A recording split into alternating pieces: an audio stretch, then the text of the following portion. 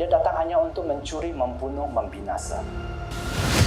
Roma 10 berkata, iman itu timbul. Itu ketika engkau mendengar dan mendengar firman Kristus. And God says, I have come to rescue my people. Shalom CST Church. Sukacita besar Anda boleh beribadah bersama kami. 2023 tahun kasih karunia. Lukas 1 ayat 30. Kata malaikat itu kepadanya, jangan takut, hai Maria, sebab engkau beroleh kasih karunia di hadapan Allah. Kiranya Tuhan menggenapkan semua rencananya di generasi kami sampai tuntas. Let the grace of God be upon us. Bapa kami yang di sorga, dikuduskanlah namamu, datanglah kerajaanmu, jadilah kehendakmu di bumi seperti di sorga. Berikanlah kami pada hari ini makanan kami yang secukupnya, dan ampunilah kami akan kesalahan kami, seperti kami juga mengampuni orang yang bersalah kepada kami. Dan janganlah membawa kami ke dalam pencobaan, tetapi lepaskanlah kami daripada yang jahat, karena engkaulah yang mempunyai kerajaan dan kuasa dan kemuliaan sampai selamanya. Amin.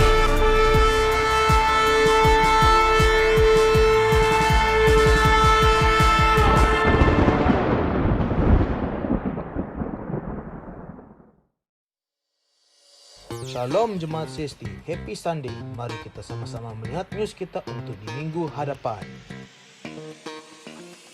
CST mengadakan ibadah Ahad online pada setiap pukul 1 tengah hari di YouTube CST Church Subang Jaya. Ibadah Ahad akan diadakan di Gereja NLCC Hall 1. Ibadah bermula jam 1 tengah hari. Sekarang pertanyaan, sila hubungi Pastor Chu. CST Sunday School Online akan diadakan pada setiap pukul 5 petang di YouTube CST Church Subang Jaya. Jemaat yang rindu memberi persembahan dan persepuluhan boleh bank in secara online akun bank yang tertera. Jangan lupa ikuti kami di media sosial di Facebook, Instagram, YouTube, dan juga TikTok. Itu sahaja news kita untuk minggu hadapan.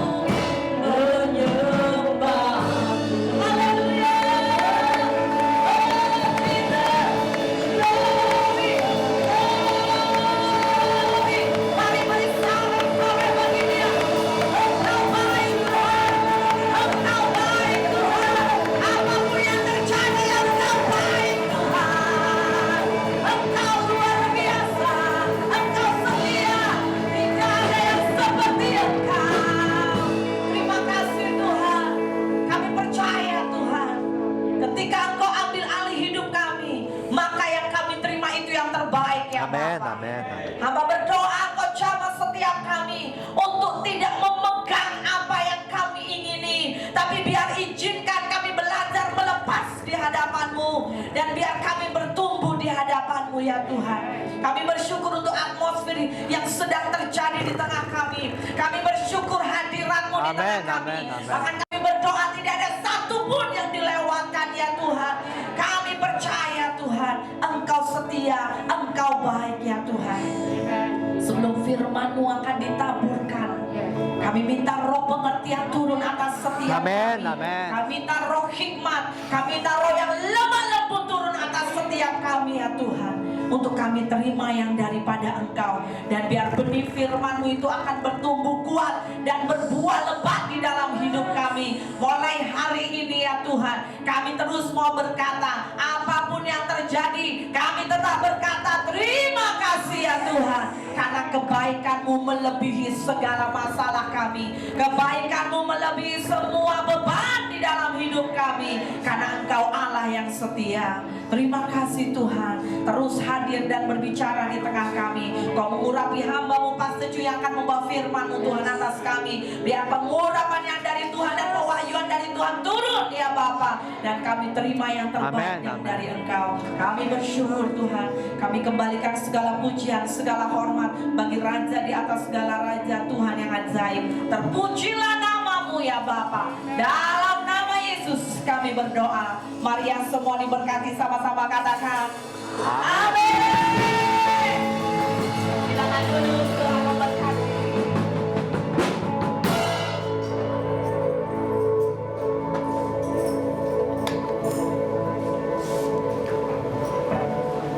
Shalom ya. Selamat petang, welcome to church ya. Oke, saya akan terus masuk ke dalam. Oke, sebelum saya masuk ke dalam firman Tuhan, topik petang ini adalah tentang tubuh, jiwa, roh. Yes, berbicara tentang body, soul, and spirit, yaitu tubuh, jiwa, dan roh. Karena saya percaya bahwa pengetahuan tentang firman itu akan melengkapi hidup Anda. Anda bukan setakat melakukannya tahun demi tahun, tapi Anda bisa lebih percaya kepada Tuhan. Nah, sekarang saya mau bagi satu pertanyaan. Waktu contohnya Anda sedang memandu mobil Anda ya, melewati actually you are speeding ya. Anda memandu dengan laju. Speeding terhadap itu traffic light. Apa yang terjadi dalam tubuh, jiwa, roh? Ya. Tubuh, jiwa, roh. Memang Anda memandu bah. Memandu, tekan. Tapi sebelum itu ada juga bahagian apa? Di mana Anda mau menantang, mencabar undang-undang di Malaysia. Saya kurang tahu sekarang berapa jumlah ya kalau tentang penalti ya. Ya orang melanggar itu traffic ya. So, tapi bagaimana dengan roh Anda? Apakah roh Anda memang mau menantang itu? So, saya harap Anda belajar bahawa tubuh Anda sebenarnya bukan setakat satu bahagian, tapi terdiri daripada tubuh, jiwa, dan roh. Sangat penting Anda mengetahui. So, kita akan terus melihat di dalam Kejadian, di mana Tuhan menciptakan kita sangat sempurna. Secara bahkan firman menyatakan di Kejadian pasal 1 ayat 26 menyatakan, baiklah kita menjadikan manusia menurut gambar dan rupa kita. Menurut gambar dan rupa Tuhan, yaitu sempurna. Sangat sempurna, very perfect ya. Supaya mereka berkuasa. Tuhan mahu menciptakan kita sempurna supaya kita bisa berkuasa ya. Bisa memerintah atas ikan, burung dan sebagainya. Ya. So ayat 27 menyatakan bahawa maka Tuhan menciptakan manusia menurut gambarnya, menurut gambar Allah diciptanya itu, yaitu Tuhan menciptakan laki-laki dan perempuan diciptakannya. Dan seterusnya ayat 28 menyatakan Allah memberkati mereka. Ya, yaitu selepas itu beranak cuculah, bertambah banyak, penuhilah bumi dan takluklah dan berkuasalah, yaitu supaya kita bisa memerintah atas semua ternakan dan sebagainya. Ikan, burung dan sebagainya. Pada mula Tuhan ciptakan sangat sempurna sebenarnya. Sangat sempurna. Kita bisa mengerti banyak hal. Bahkan yang syurgawi. Tapi kerana dosa, kita dipisahkan. Ya. Kita dipisahkan dari Tuhan. Ya.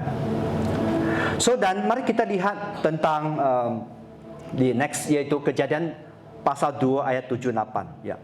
Di sini mari kita melihat bagaimana Tuhan menciptakan. Memang Tuhan menciptakan manusia dan binatang sebagai memang berbeda.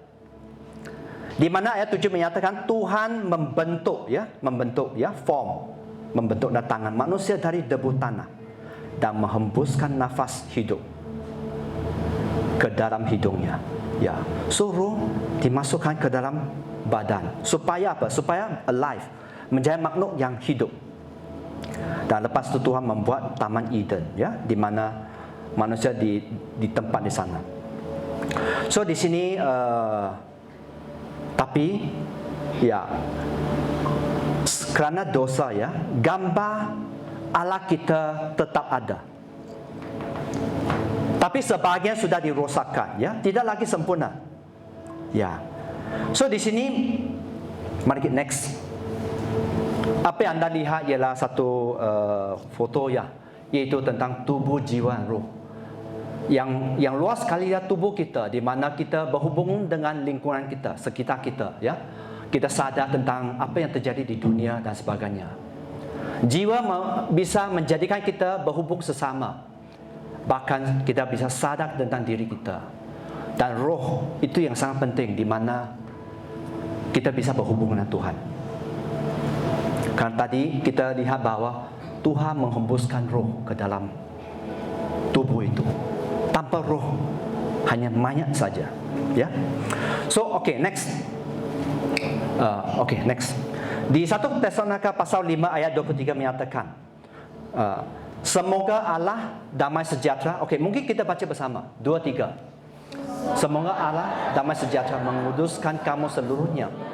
Dan semoga roh, jiwa dan tubuhmu terpelihara sempurna dengan tidak bercacat pada kedatangan Yesus Kristus, Tuhan kita. So Tuhan sebenarnya mau menguduskan setiap kita, yaitu mau kita hidup khusus untuk Dia. Dalam bagian apa? Kita harus menjaga roh kita. Kita harus menjaga jiwa kita, bahkan tubuh kita. Tadi saya bagi satu contoh, ya. Mengapa seseorang bisa menantang, ya, speeding, ya, di traffic light? Karena dia memilih untuk speeding, bukan karena, ataupun dia sudah biasa. Kebiasaan jiwa kita, kebiasaan kita yang memutuskan sebenarnya. So itu menjadi kita bisa berdosa di depan Tuhan. So 3 bahagian itu, tubuh, jiwa, roh. Mari kita belajar, itu sangat penting, ya. Next. Tubuh. Sejak sederhana tubuh kita terdiri daripada apa? Tubuh anda ada saraf, ada sel, ya, ada tisu, ya, ada organ, ya, pernafasan, jantung dan sebagainya. Itu tubuh anda secara fisik. Dan tubuh kita menderita akibat dosa, ya. So mari kita lihat, ya, di sini. Kita lihat Kejadian pasal 3 ayat 15, ya, di mana Tuhan kata, aku akan mengadakan permusuhan antara engkau, yaitu ular, ya, dan perempuan, antara keturunan dan keturunannya. Keturunannya akan meremukkan kepalamu, ya, yaitu menginjak kepalamu, dan engkau akan memagut tumitnya. So di sini karena dosa, ya,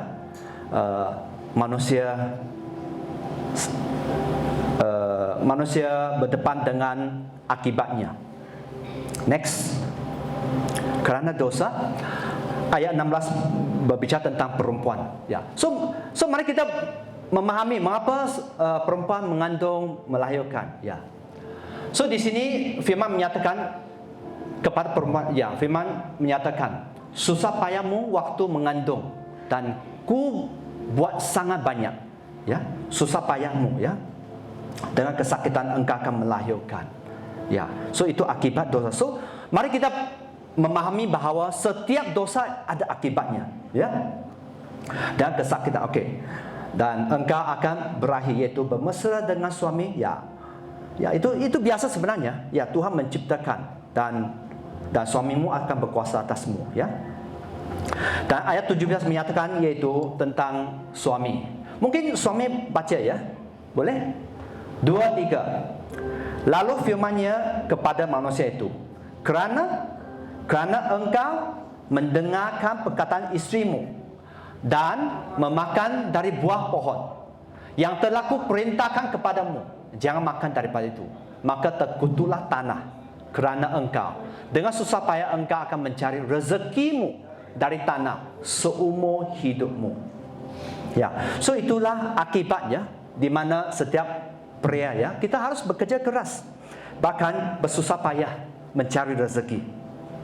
So itu akibat dosa di mana setiap pria harus tanggung itu. Ya.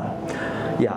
So ayat 19 menyatakan, dengan berpeluh engkau akan mencari makananmu sampai engkau kembali lagi menjadi tanah, yaitu waktu anda meninggal. Di situ engkau diambil sebab engkau debu.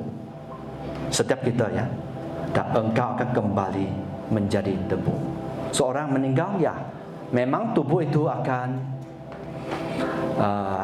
merosot dan sebagainya. Ya. So next. So satu kenyataan di mana sebab setiap seperti tubuh tanpa roh ada mati, ya. So tubuh kita tanpa roh ya mati. Maka iman, ya, maka iman tanpa perbuatan itulah mati. So di sini hanya informasi saja di mana mati berbicara tentang apa? Mayat, ya. Mayat tak ada roh. So tanpa seperti tubuh tanpa roh ada mati. So satu hari kita akan dipanggil Tuhan. Mau tak mau, cepat lambat, kita kurang tahu. Bahkan kita tidak tahu. Kebanyakan kita tak tahu kapan. Mungkin anda ingat, wah, saya masih muda ya, 20 lebih, 30 lebih. Tapi semua di tangan Tuhan. Jangan berjumpa Tuhan sebelum waktunya. Ya. So ini bagian tubuh. Mari kita memahami ya. Tubuh itu fana.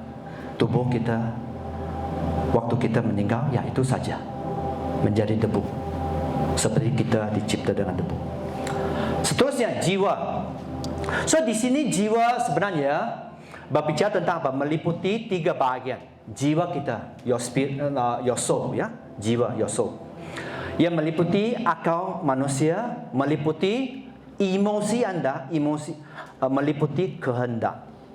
So tadi saya katakan waktu anda percepatkan mobil anda melanggar itu traffic light, itu sebenarnya ada unsur anda pikirkan, wah, saya lewati ini saya bisa ya jimat mungkin 1-2 minit. Sangat menentukan, ada kadang kita kata.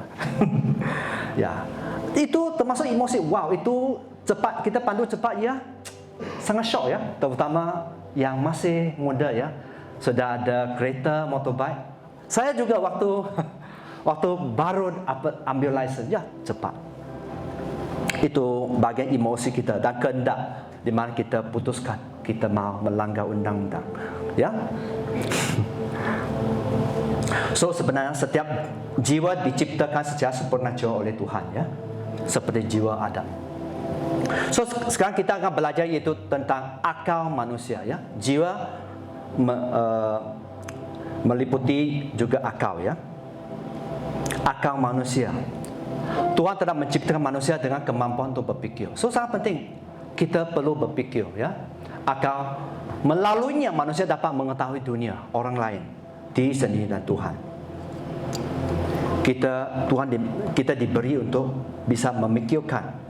So akal adalah kapasitas manusia untuk pemikiran konseptual dan juga komunikasi ya, komunikasi sesama ya. Itu membedakan kita dengan hewan ya. Dan juga memungkinkan kita berhubung dengan Tuhan ya. So di sini kita bisa berfikir, kita bisa berbicara, kita sadar itu sebenarnya ialah kerana kita diciptakan dengan image of God, yaitu citra tu Allah ya. Kita diciptakan dengan image of God. Sangat sederhana ya, yaitu kita diberi kemampuan untuk berfikir. Jiwa kita bisa berfikir, memikirkan sesuatu. Seterusnya yaitu tentang emosi ya. Jiwa kita mempunyai emosi. Emosi ada baik dan tak baik. Tuhan telah menciptakan manusia dengan emosi, perasaan kasih sayang yang penting bagi kehidupan mereka dan hubungan mereka dengan Tuhan. So sangat penting di sini mari kita tahu bahawa kita adalah manusia, kita bukan robot. Dan manusia adalah makhluk sosial. Itulah sebab sangat penting di mana kita saling berhubung. Siapa kawan terdekat anda? Siapa anda selalu bergaul? Itu sangat akan mempengaruhi hidup anda. Hidup anda tentang hidup kekal juga sebenarnya. Ya. So itu gereja sangat mendorong anda yang beribadah di gereja lokal anda, ya. Rajin beribadah, itu akan membangun iman anda. Supaya anda lebih percaya kepada Tuhan. Supaya anda bisa menerobos tentang keadaan anda. Ya. So emosi ada bahagian penting dari kehidupan manusia. Meskipun dirosak oleh dosa. Tapi sudah ditebus, dipulihkan oleh Kristus. Ya. Manusia bisa mengalami emosi secara pasif. Biasanya, karena dosa ya, kita bisa pasif secara umum ya. Kita menderita kerana emosi negatif. Bahkan ada kala kita mempunyai emosi positif. Dan itu pun sangat senang terpengaruh kalau kita berdepan dengan keadaan yang mencabar, ya. Itu biasa. Apa yang biasa kalau kita berdepan, contohnya contohnya anda sakit, memang sepertinya tak ada obat. Anda cari dokter yang terbaik, nggak ada solusi. Dokter kata, aku angkat tangan. Biasa orang, termasuk jemaat Tuhan ya, biasa juga akan berpikir secara negatif. Wah,死了，mati. Kita akan, wah, saya masih ada 3 bulan atau 1 tahun. Saya belum bernikah lagi. Bagaimana? Mungkin anda ada tanya, anda akan sangat down ya. Itulah secara emosi. Kalau kita tidak dekat dengan Tuhan, itu kita sangat senang dipengaruhi. Manusia menderita kenapa? Contohnya, orang takut mati. Bahkan ada yang dengan memberi sebagian besar hidupnya berpikir tentang kapan saya akan dipanggil Tuhan. Terutama siapa? Orang jenis apa? Orang yang kaya, wah, sudah berjuta-juta, berbilion-bilion di bank account. Orang yang terkenal, mereka tak mau. Wah, saya disembah manusia, saya dihormati, diterima oleh masyarakat. Saya tak mau terlalu cepat. Takut mati. Ya, secara jiwa kita, secara emosi, ada orang yang takut mati, ada orang sedih dan mendalam. Karena apa? Karena mungkin kematian seseorang yang sangat dekat. Ada orang secara emosi ya, dia bisa merasa malu atau bersalah kerana kelemahan atau dia sudah berdosa. Itu biasa sebenarnya. Tapi Tuhan memberi jalan untuk kita. Waktu kita bertobat, sungguh-sungguh Tuhan akan memulihkan. Ada kala kita menderita kerana apa? Emosi marah, ya. Karena kemarahan manusia tidak menghasilkan kebenaran, melainkan kejahatan. Bahkan orang beremosi, benci sesama, ya. Benci dikatakan sepertinya membunuh. Kita melihat di Perjanjian Lama di mana Kain membunuh Habil. Gara-gara kerana apa? Cemburu. Kerana tidak diterima, persembahannya tidak diterima Tuhan. Ya, so mari kita menjaga tentang bahagian emosi, ya, emosi kita dengan apa? Mengendalikan diri, ya, mengendalikan diri, ya, supaya kita tidak berdosa. Bahkan firman menyatakan tidak membiarkan matahari terbenam dalam kemarahan kita. Ada kan? Jangan takut, Tuhan kata, ya. Jangan khawatir. Bahkan jangan sombong. Ya. So mari kita, Tuhan mau kita mengambil peran yang aktif, ya.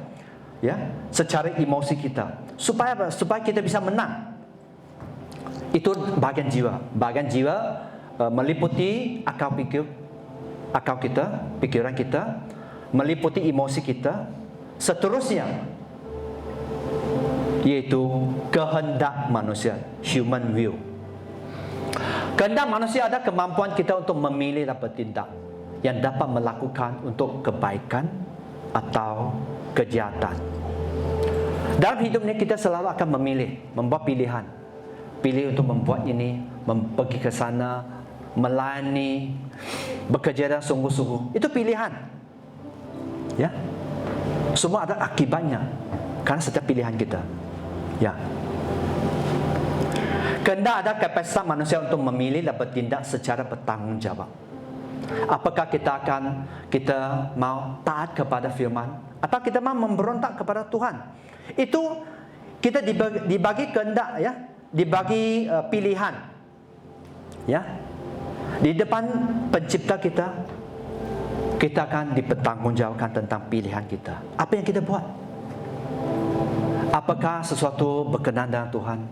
Apakah sesuatu akan mempunyai akibat di mana kita harus menanggung, ya, dengan sangat berat kalau kita melakukan. Ya. So waktu kita bertindak secara duniawi, sebenarnya kita juga melawan Tuhan. Mari kita lihat firman Tuhan di Pengkhotbah pasal 7 ayat 29. Mari kita baca bersama. 2, 3. Lihatlah, hanya ini aku dapati, bahwa Allah telah menjadikan manusia yang jujur, tetapi mereka menjadi banyak dalih. Apa artinya banyak dalih? Di mana ada satu terjemah menyatakan bahwa kita sendirilah yang membuat diri kita rumit dan berbelit-belit. Dan satu terjemahan menyatakan bahwa manusia telah berpaling mengikut jalannya, my way, mengikut jalannya, tapi jalan itu menuju kebinasaan. Manusia suka mengikuti jalan sendiri biasanya kalau kita belum dibarui. Karena ikut Tuhan kita harus berkorban. Contohnya, mungkin ada di antara anda datang beribadah, anda harus cepat-cepat mandi, cepat-cepat makan, bahkan ambil Grab dan sebagainya. Bahkan mungkin anda harus mengorbankan mungkin untuk pergi berjalan-jalan dengan pacar anda dan sebagainya. Atau sebenarnya anda bisa bercuti, anda bisa pergi ke mana? Ya, tak tahulah, ya. Bercuti-cutilah. Anda mempunyai pilihan sebenarnya. Tapi apakah itu akan menguatkan hidup anda, memberkati hidup anda? Ya. So supaya jiwa kita dibarui, kita perlu melembutkan hati kita. Ya. Kita perlu melembutkan hati kita. Ya. Kita harus mengalihkan kehendak kita kepada kehendak Tuhan. Dan itu kita bisa lakukan dengan waktu kita bergantung kepada kuasanya. Bergantung kepada kuasanya. Next. Okey. So di sini jiwa manusia, ya. Mari kita memahami, ya, jiwa manusia tidak mati waktu kita meninggal. So itu menyatakan sesuatu yang sangat penting. Waktu anda mati, jiwa akan pergi ke satu tempat. Jiwa anda bisa merasa apakah anda di syurga atau di neraka. So di sini firman menyatakan, ya, waktu Yesus disalibkan bersama dengan dua penjahat. Seorang penjahat menyatakan, Yesus menyatakan kepada seorang penjahat, ya, dia katakan, aku berkata kepadamu, sesungguhnya, yaitu percayalah, hari ini engkau akan ada bersama-sama aku di Firaus. Yaitu mari kita tahu bahwa waktu anda meninggal ada kekekalan. Itu sangat bergantung pada hidup kita. Apakah kita hidup sungguh-sungguh dengan Tuhan atau kita hanya hidup cuai saja? Apa yang datang kita buat tanpa memikirkan, karena Tuhan memberi kapasitas kita untuk memikirkan supaya kita bisa tahu, itu tanggungjawab yang beratnya. Itu jangan senang-senang membuat keputusannya. Contohnya anda sedang berpacaran. Ya, di gereja CSC kita selalu mendorong, jangan berpacaran, cari jodoh, ya. Supaya apa? jimat waktu, jimat wang, ya. Kalau sudah jadi, ya, tentukan waktu menikah. Ya, itu karena itu lebih aman, lebih baik, ya. So mari kita pikirkan, Tuhan memberikan kita bisa memikirkan siapa yang baik, siapa yang tidak baik dalam pilihan pasangan hidup, ya. Dan seterusnya tentang hidup kekal, ya. Mari kita lihat juga Yohanes pasal 3 ayat 16. Sangat sederhana, tapi Anda bisa tahu, kerana begitu besar kasih Allah akan dunia sehingga Ia mengaruniakan anak yang tunggal. Tuhan menyerahkan anak yang tunggal supaya setiap orang percaya kepadanya tidak binasa, melainkan beroleh hidup yang kekal. So waktu kita meninggal ada kekekalan, ya. So di sini ayat 18 menyatakan, barang siapa percaya kepada Yesus, ia tidak akan dihukum. Barang siapa tidak percaya, dia di bawah hukuman, ya. So mari kita tahu bahwa ini sangat penting. Dan ayat 19 menyatakan, terang telah datang ke dalam dunia, tetapi manusia lebih menyukai kegelapan daripada yang terang, sebab perbuatan-perbuatan mereka jahat. Kerana secara natural, ya, secara alami, ya, berdosa lebih enak sebenarnya. Berdosa lebih enak daripada melakukan firman Tuhan. Itu kenyataan, kan? Anda tak usah ambil khusus untuk bagaimana berbohong. Tak usah. Anak-anak kecil sudah tahu bagaimana menindas orang. Tak usah ambil khusus. Tapi supaya kita tidak berbohong, supaya kita berlaku baik sesama manusia, itu perlu usaha. Dan ada kala kita perlu apa? Berkorban. Ada kala kita disalahkan. Itu kenyataan sebenarnya, ya. Itu satu kenyataan.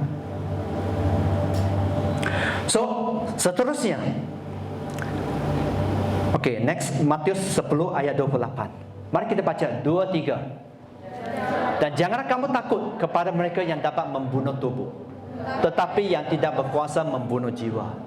Takutlah terutama kepada Dia yang berkuasa membinasakan baik jiwa maupun tubuh di dalam neraka. Oleh sebab itu, kalau anda mendengar kesaksian di mana ada umat Tuhan, mereka rela tidak menyangkal Tuhan, apapun didera, dibunuh dan sebagainya, mereka rela, karena mereka bisa berfokus kepada yang baik. Bukan senang. Itu perlu training. Training yang paling baik waktu anda beribadah dan waktu anda bersama dengan Tuhan. Karena kalau anda tidak menguatkan iman anda, di mana mungkin satu kali di mana anda akan ditantang tentang pilihan. Pilih Yesus atau dipangkal. Mungkin bukan di Malaysia, di dunia lain. What will you choose? What will you choose? Ya. Karena firman menyatakan, takutlah terutama kepada Kristus yang akan berkuasa membinasakan jiwa dan tubuh di dalam neraka. So di sini kalau anda bisa memahami, di neraka jiwa, ada emosi, ada akal dan sebagainya, ada pilihan dan juga ada tubuh. Oleh itu, orang akan disiksa selama-lamanya di neraka, lautan api. Di Wahyu 20 ayat 15 menyatakan, setiap orang tidak ditemukan namanya tertulis dalam kitab kehidupan, ia akan dilemparkan, dibuang ke dalam lautan api, yaitu di neraka. Waktu anda sudah ditentukan oleh Tuhan Yesus, kalau di neraka, sudah di neraka. Kalau di surga, puji Tuhan. So mari kita hidup dan bijak, menjaga tubuh kita, menjaga jiwa kita, menjaga roh kita, ya.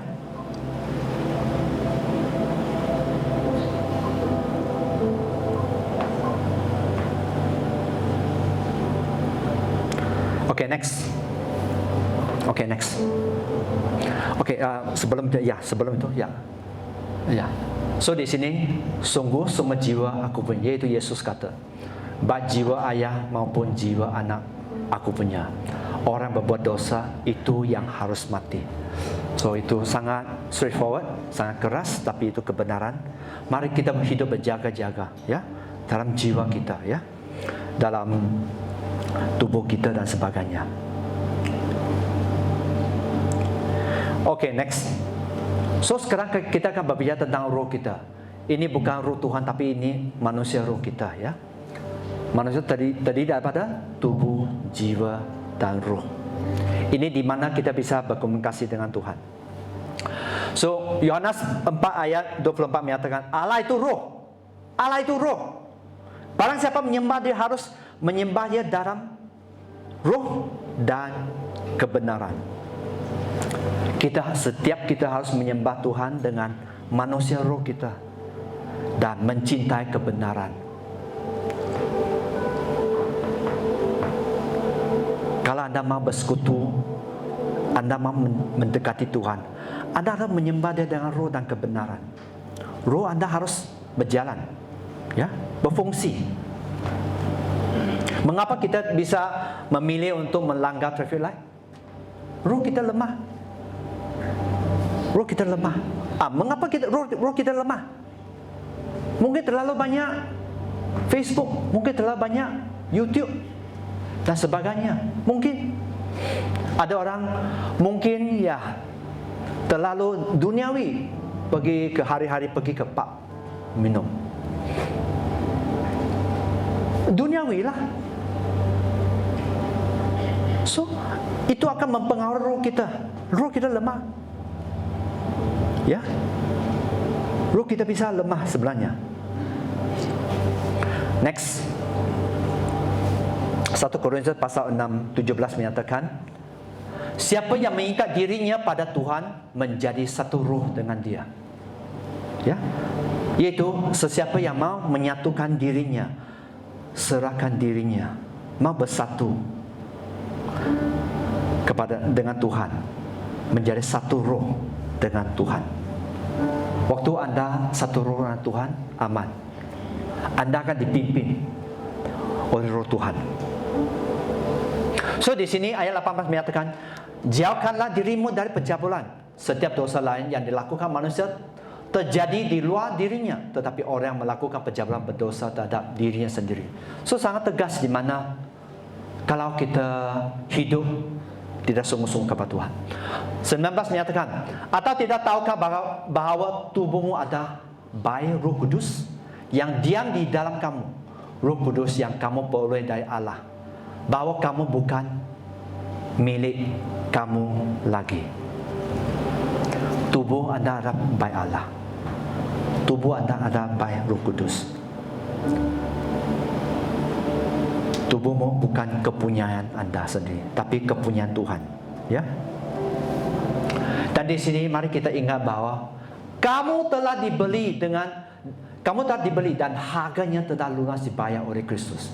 Kerana itu muliakanlah Allah dengan tubuhmu, ya. So ini walaupun berbicara tentang bahagian tubuh kita, tapi kalau kita itu penting juga bahagian tubuh. Mari kita hidup dengan berjaga-jaga, ya. Bagaimana kita hidup di depan Tuhan. So di sini union with the Lord is the union of the human spirit with His Holy Spirit, ya. Kesatuan dengan Tuhan adalah penyatuan roh manusia dengan roh Tuhan. Bagaimana Anda bisa satu, roh Anda bisa satu, one with the Lord. Waktu Anda memberi waktu dengan Tuhan, Anda menyembah Tuhan, Anda menyembah roh, dan Anda menyembah Tuhan dengan roh dan kebenaran, ya. So next, Yohanes pasal 3 ayat 6 menyatakan, apa yang dilahir dari roh adalah roh, ya. Apa yang dilahir dari roh adalah roh.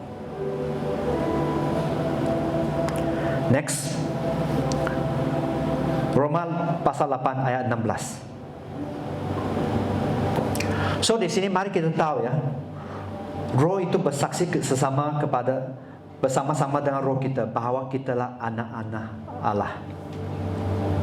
Anda akan tahu apakah Anda milik Kristus. Apakah Anda anak-anak Tuhan? Ya. Ayat 17, jika kita ada anak, mari kita pegang itu.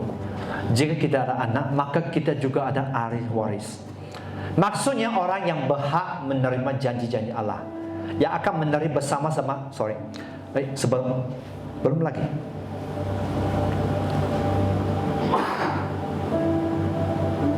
Oke. Ya, yang akan menerimanya bersama-sama, yang akan menerima, ya oke. Oke, saya baca lagi pasal Roma pasal 8 ayat 17 ya. Jika Anda adalah anak, maka kita juga adalah ahli waris. Maksudnya orang-orang berhak menerima janji-janji Tuhan, yaitu Anda berhak menerima berkat yang dari Tuhan, harta kekayaan yang disediakan oleh Tuhan untuk umatnya. Yang akan menerima bersama-sama dengan Kristus, yaitu kita menderita bersama-sama Dia, supaya kita juga dipermuliakan bersama-sama dengan Dia. Ya. So waktu Anda bersama Tuhan, Anda juga dipermuliakan nanti. Anda akan diterima Tuhan. Waktu di takhta penghakiman, Anda akan diterima Tuhan Yesus. Siapa mau diterima Tuhan Yesus? Angkat tangan. Ya, semua orang suka pergi ke surga. So, mari kita hidup sungguh-sungguh dengan Tuhan. Hidup sungguh-sungguh dengan Tuhan. Next, Pengkhotbah 12 ayat 7 menyatakan, debu kembali menjadi tanah seperti semula, dan roh kembali kepada Allah yang mengaruniakannya. Ya, so the spirit you go back to the Lord. Ya, so roh kita, tubuh kita akan kembali kepada debu, tapi roh kita akan kembali kepada Tuhan yang memberi roh, yang menghembuskan roh, supaya badan kita hidup dan bukan mati. Ya, so next, itu saja. Itu mari kita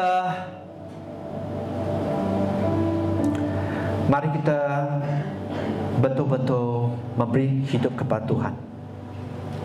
Mari kita menjaga tubuh kita, menjaga tubuh dengan baik-baik. Adakala bukan setakat tentang makan, minum dan sebagainya, tapi apakah Anda memberi istirahat yang cukup? Itu mempengaruhi. Kan tubuh Anda akan mempengaruhi jiwa Anda. Tubuh Anda akan mempengaruhi roh Anda.